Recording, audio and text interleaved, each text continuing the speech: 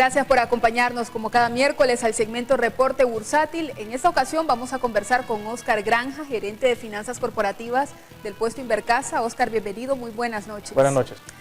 Óscar, anteriormente habíamos hablado del fondo financiero, ahora queremos saber cómo este puede optimizar el manejo económico de una empresa. Sí, buenas noches. Los fondos financieros, solo para recapitular un poco el tema de la vez pasada, el fondo financiero es administrado por una sociedad administradora de fondos de inversiones, la SAFI. Actualmente en Nicaragua no tenemos una SAFI constituida, pero seguiría un negocio interesante, ¿verdad? Entonces, la SAFI, para recordarles un poco, es parte del conglomerado que es supervisado por la Superintendencia de Bancos y otras instituciones financieras. Si existiese una SAFI, tendríamos esta regulación, esta supervisión por parte de la superintendencia. Como les comentaba, los fondos financieros a los que te refería Jennifer, están bajo deben de estar bajo de la administración de una SAFI, así como hay otro tipo de fondos, que es lo que comentábamos la vez pasada, fondos inmobiliarios, fondos de desarrollo inmobiliario y los megafondos. Pero específicamente pues nos vamos a referir hoy a los fondos financieros. El fondo financiero lo que hace es que invierte en un portafolio de productos financieros individuales, ya sea, digamos, en un grupo de acciones de ciertas empresas, en grupos de bonos de ciertas empresas, o también en productos financieros grupales, por así decirlo, grupales, como por ejemplo índices bursátiles, que es un poquito más complejo, pero ya un poquito, teniendo más conocimiento del tema, obviamente ya se hace uno lo maneja mejor, ¿verdad? Pero ¿qué sucede? El rendimiento al inversionista de esta inversión en el fondo financiero puede provenir de tres fuentes: de dividendos de los títulos que están en el fondo, de intereses que generan títulos que están en el fondo, o de ganancias de capital, que es cuando se venden las participaciones que el inversionista tiene en el fondo. Puede venir de esos tres fuentes. Ahora, específicamente estos fondos financieros hay varios tipos, pero principalmente hay tres. El fondo de crecimiento, lo que hace este fondo es que reinvierte, recuerden, todos esos dividendos, intereses, los reinvierte el fondo de crecimiento, de tal manera que el principal del fondo va creciendo, y por eso es que se llama fondo de crecimiento. Y lo que sucede es que en los periodos subsiguientes las ganancias van haciéndose o van ganándose, valga la redundancia, sobre un principal más grande.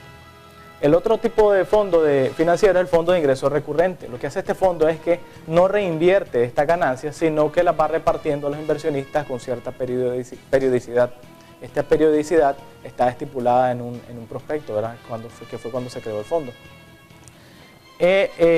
Por último, el otro de los fondos más importantes es el fondo de liquidez. El fondo de liquidez puede funcionar como una cuenta corriente o una cuenta de ahorro.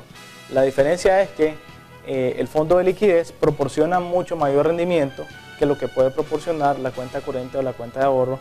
Entonces, y tiene casi la misma liquidez, básicamente el mismo acceso a estos fondos. Entonces, proporciona un manejo óptimo de la tesorería. Para profundizar un poco y para mayor comprensión, ¿cómo funciona específicamente este fondo de liquidez? Sí, por ejemplo, las empresas o las personas naturales, ¿verdad? Pero principalmente las empresas, lo que normalmente hacen es que ponen su plata en una cuenta corriente o en una cuenta de ahorro, ¿verdad?